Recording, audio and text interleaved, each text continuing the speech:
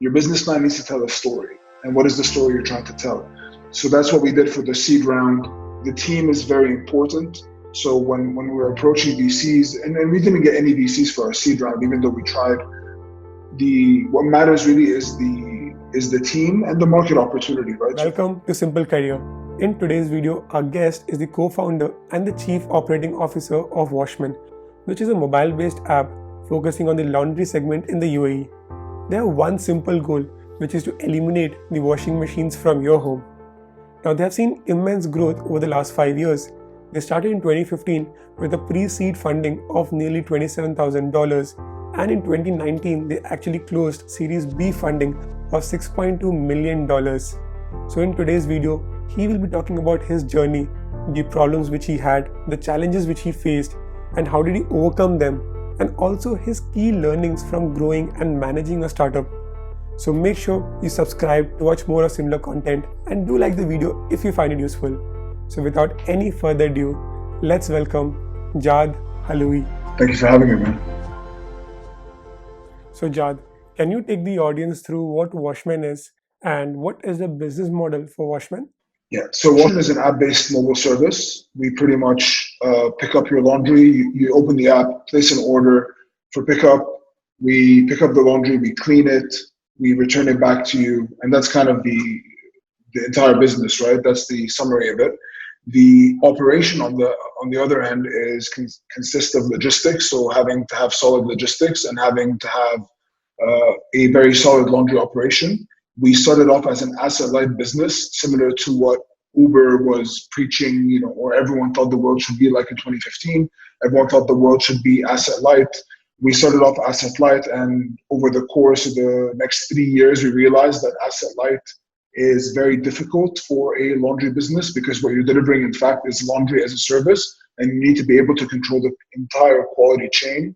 So that's what we ended up doing. We vertically integrated, opened 2 facilities, one of them for the wash and fold service that we have, which is a volume business, and the other one for the cleaning and pressing service that we have, which is very quality orientated and is very complex, and we thought we were better off doing it ourselves. So we make money by selling you laundry services pretty much at this point, nothing else.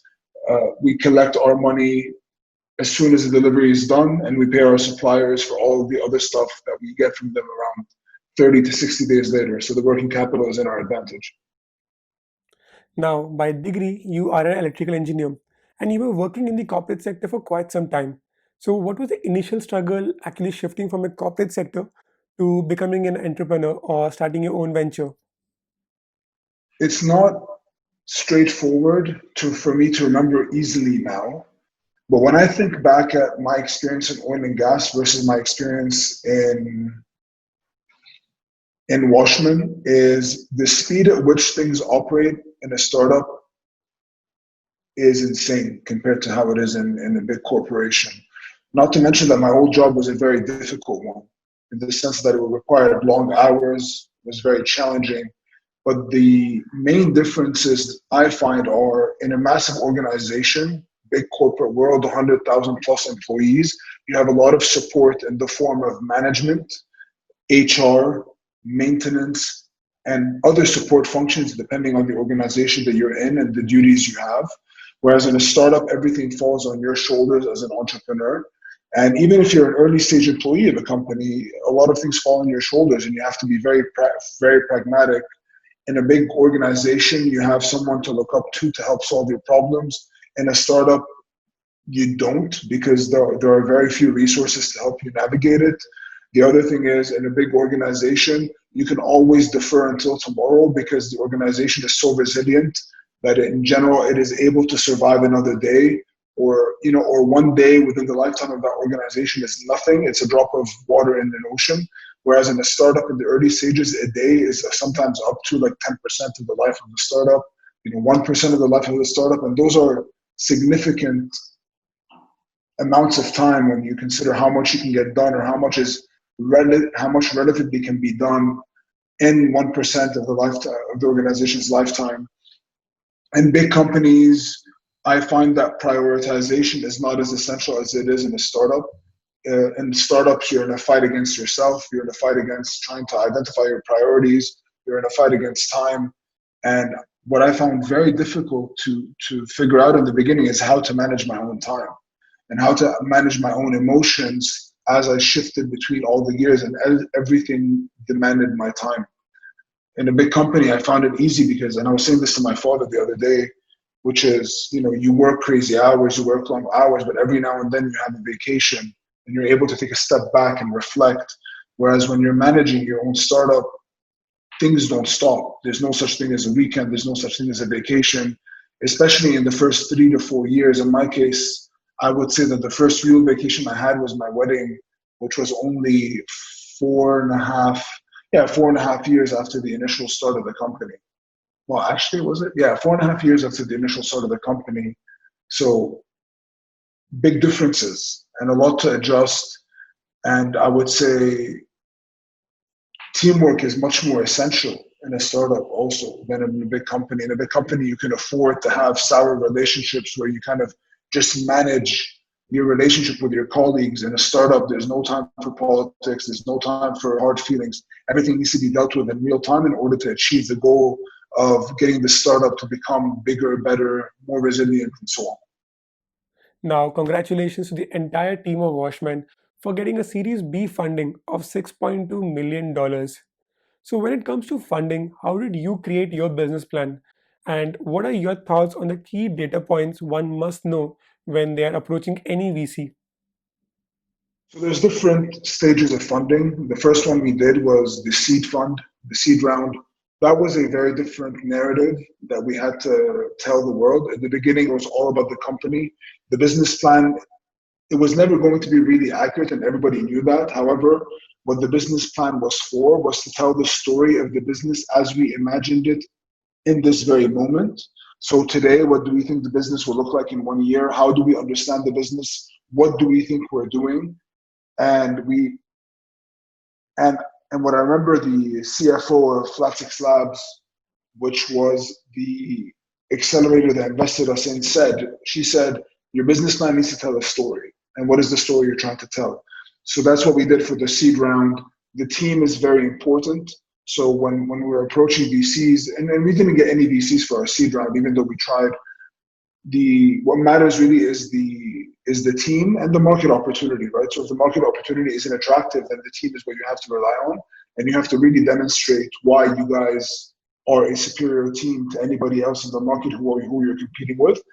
Now, when we went to Series A, what mattered more is, well, the traction.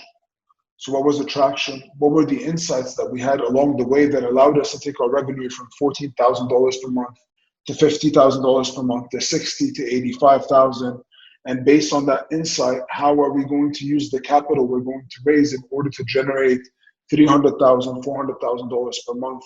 And along the way, what are the hypotheses we're testing, and where do we think this company can go if we achieve that growth? And then you go back and you tell that story again through a business model based on your current understanding of the business, right? So we did that with the Series A. And then when we reached profitability and we got profitable at some point in time, we went back and we said, now what's next? And we dreamed up a plan, which is the vertical integration and the ability to scale laundry services and acquire massive market share in the UAE. And we wrote down that business plan. We traveled the world. We actually did a lot of studies on how to build the best and most scalable laundry.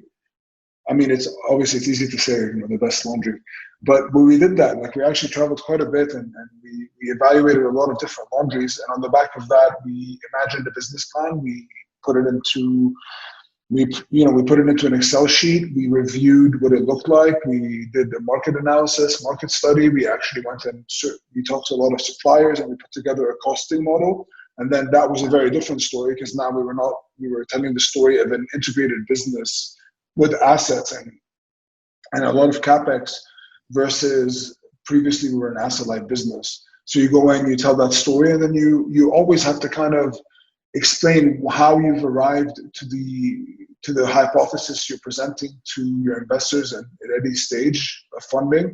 And you want to tell them what are the hypotheses, how you'll be testing the hypotheses with the money you're raising. That's what it comes down to. It's narrative, it's storytelling, and it better be accurate, because if not, then nobody will reinvest in your organization down the line.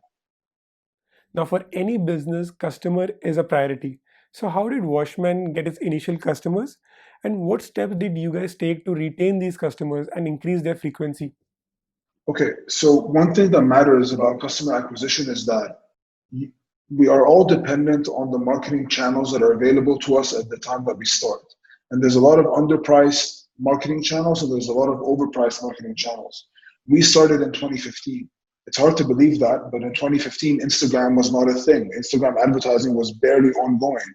And we had the privilege to be able to access it very early on because I don't even know how. We just got access to it. And nobody was there besides Visa and one other company I remember that were advertising.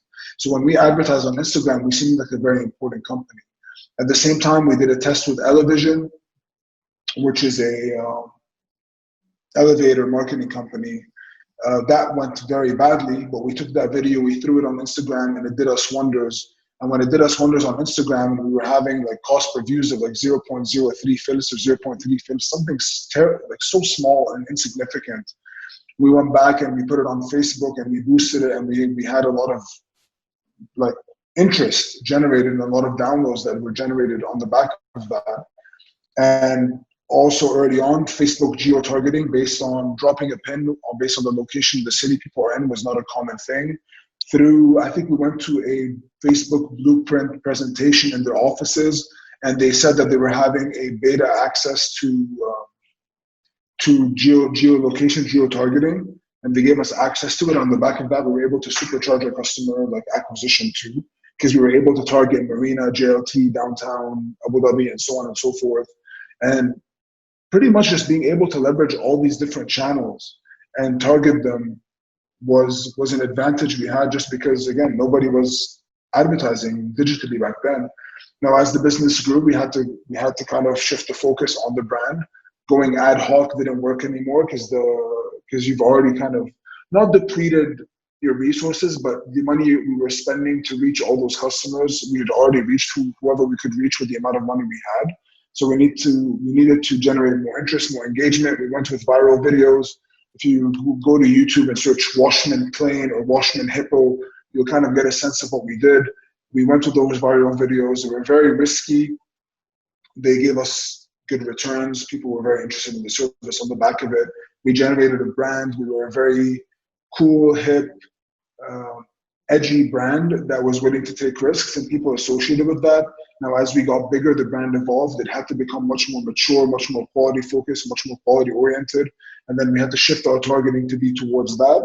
And that ties in with what you said about retention. What did we need to do to retain customers? And that was elevate the customer experience to be something that they could not imagine their life without. So the way we retained customers was we always stayed in touch with them.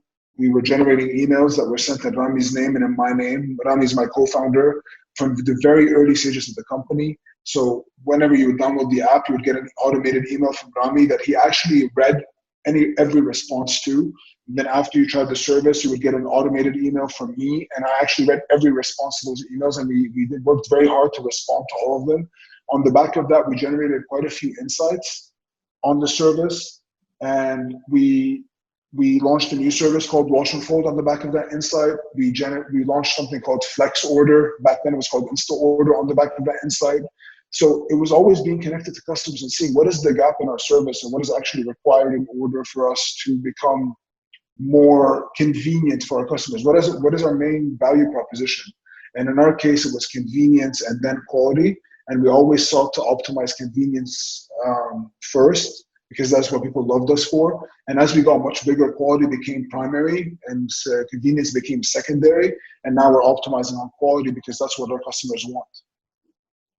One other tip, because I know people love tips and tricks. We had something called, we had two tools in our app called Mixpanel and Intercom. Intercom is a chatting tool and Mixpanel is an event tracking tool. So we were able to see every customer's journey inside of our app. We would see when they logged in, what they did, and where in their buyer's journey they were. And we were always ready on Intercom to send them a message to intercept any kind of action they had. So if they went to the pricing page and then they were kind of like shifting between different products, we would send them a message and saying, hey, my name is Jad, I'm one of the co-founders. How can I help you? Like we were always tracking that, and we sat down. Like we would be working from like 9 to 6, and then we would sit down at home at 6:30, and then just watch those events happen and message customers and get close to them. That was very important for us. It differentiated us from everybody else in the market. Now, after 5 years of Watchmen, if you had to look back, what would be those few things which you think you could have done better or could have done differently? So the first one is I would have hired somebody in customer service much earlier on, and I would have managed the customer service department a bit differently, meaning we always looked at it as something that we could do ourselves and that we were fit to do ourselves, which is true. However, customer service there's a science and there's an art to it, and maybe we were good at the science of it, but the arts part was a difficult one to maintain because it requires consistency and showing up to work every single day. So I would have done that differently. So we hired customer service after a year and a half of being operational, year and a couple of months. We should have hired at least 6 months in. It was enough for us to be customer service agents, Rami and myself, for 6 months, because that burdened us a lot emotionally while we were trying to grow the business, manage the operations, manage the relationship with the laundries and the drivers, having to manage customers at the same time. While we did it very well, it took its toll on us, and it shifted our focus from the parts where we were lacking. The second thing is I would have personally gotten an executive coach much earlier on to help me navigate the shift from being in the corporate world into the entrepreneur world, but also to navigate the shift of not having any time off to manage my thoughts, my feelings, my emotions, my relationships with the outside world, and ultimately being able to separate my identity from the identity of the business. It's very difficult when you're managing a business when it's your own, when you're the founder, to kind of differentiate yourself from the business itself, because at some point all the feedback you get from your customers, you start taking it personally. You start sometimes feeling shame, you feel guilt, you feel responsibility for everything that happens in the company, whether it's a laundry's mistake or the driver's mistake, or even sometimes the customers make mistakes and they blame it on us. And regardless, it doesn't matter whose mistake it is. What matters is that I was taking everything personally, and that really pulled me down, and having to be at the front line of all the mistakes that we were doing, it made me struggle quite a bit. Now, performance was good, right? But the expense at which the cost at which that performance came was quite expensive in terms of how much strain it put on me mentally and emotionally and physically. Like I was barely sleeping for quite a bit of time. I was, sleeping from 2 a.m. until 6 a.m. and that's all I did. And over time, if you can't manage sleep, that means you have something wrong in your mind. It's not just about the amount of work that's there, because again, we go back to prioritization. And what I would have done differently is I would have learned about software and product, so tech and product, much earlier on. I never fully valued their power until maybe 6 months to 9 months in. Being able to think like a product manager, being able to think like a technologist or like a software developer, open doors to a lot of creative problem-solving ideas and approaches to the business. And had I done that earlier, I think I would have been able to solve a lot of my problems with a lot less work. How our business is performed, we are dependent on workwear, on shirts, on suits, blouses, pants. And with people working from home, that has negatively impacted the business. We have another business line, well, 2 other business lines now that are proved quite resilient. So on one side, we have struggled to maintain our revenues, which many companies have. We've dropped by around 50%, and now we're recovering. We have signs of recovery that are very strong. I'd rather not say how much, just because we're all watching each other. All of the competition is watching each other. So I'd rather not say how much, but we're doing much better now. And the other business lines have done quite well. Now, in terms of how do I see the business recovering, the reality is we need to wait and look at a couple of levers. It seems like a lot of companies were intent on working from home, but it also seems like a lot of people don't like working from home that much, because the space between where you work and where you live becomes literally zero. It's the same place, and people don't really necessarily appreciate that. I know that myself, I don't appreciate that. I don't like working from home all the time. I like sometimes working from home, but not all the time. And as companies decide what they want to do and how they want to manage their offices and their workforce, we should have a better idea. People going back to school in September, kids going back to school in September should have another impact. So when people go back to school, we should see a stronger recovery also, just from virtue of kids being active, playing, and that, and so on and so forth. And then the consulting companies going back to work and consulting employees flying in and out of the country. Again, we have hundreds, if not thousands definitely, of consultants who are our customers that travel. We can travel in and out of Dubai week in, week out. So that's what we expect to really supercharge the business. And one learning actually is that one benefit from all this is that we learned about our business in a different way. We're able to look at it in a way that we never did before. So now we're tracking the number of shirts and the number of pillowcases and bed sheets and duvet covers. And we actually got to know that we got to know insights about our business that we had never really thought about before, because we were always so focused on the shirts and the t-shirts and the blouses and the skirts and the suits. And on the back of that, we've doubled down, or we will be doubling down very soon. And then if we acquire more customers like that, then we will achieve our target, which is to replace the need for you having a washing machine at home. So guys, I do hope you have taken enough valuable tips from this particular video. And if you did, make sure you subscribe, make sure you like the video, and I'll see you all in the next video.